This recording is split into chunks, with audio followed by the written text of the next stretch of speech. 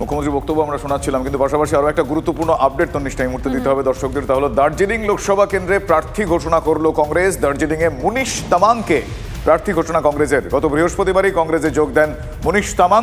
দার্জিলিংয়ে কংগ্রেস প্রার্থী মুনিশ তামাং। আমার সহকর্মী জ্যোতির্ময় কর্মকার এই মুহূর্তে রয়েছেন আমার সঙ্গে টেলিফোনে। জ্যোতির্ময়, গত বৃহস্পতিবার তার জয়েনিং ছিল কংগ্রেসে, আজ বুধবার তিনি প্রার্থী জানতে পারলেন। এই ইকুয়েশনটা একটু জানতে চাইব। দেখো, গত কয়েক মাস আগে রাহুল গান্ধী যখন উত্তরবঙ্গে ভারত জোড়ো ন্যায় যাত্রা করছেন, সেই সময় রাহুল গান্ধীর সঙ্গে দেখা করেছিলেন মুনিশ তামাং।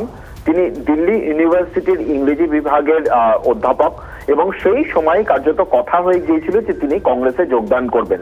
পাহাড়ের একটি গুরুত্বপূর্ণ গোর্খা সংগঠনের তিনি প্রেসিডেন্ট পদে ছিলেন, কিন্তু সেই প্রেসিডেন্ট পদ থেকে সরে এসে তিনি কংগ্রেসে যোগদান করেছেন। এবং গত সপ্তাহে যখন তিনি যোগদান করছিলেন, সেই সময় হামারো পার্টির অজয় এডওয়ার্ড, যারা ইতিমধ্যেই ইন্ডিয়া জোটে যোগ দিয়েছে, অজয় এডওয়ার্ড তিনি কংগ্রেস সদর দপ্তরে বসে ঘোষণা করে দেন যে যদি মুনিশ তামাংকে কংগ্রেসের তরফে প্রার্থী করা হয় তাহলে পাহাড়ে কংগ্রেসকে সমর্থন করবেন তিনি।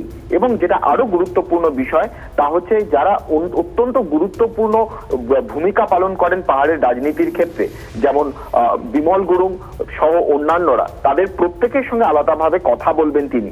ফলত মুনিশ তামাং তিনি খুব দ্রুত প্রচার শুরু করতে চলেছেন পাহাড়ে।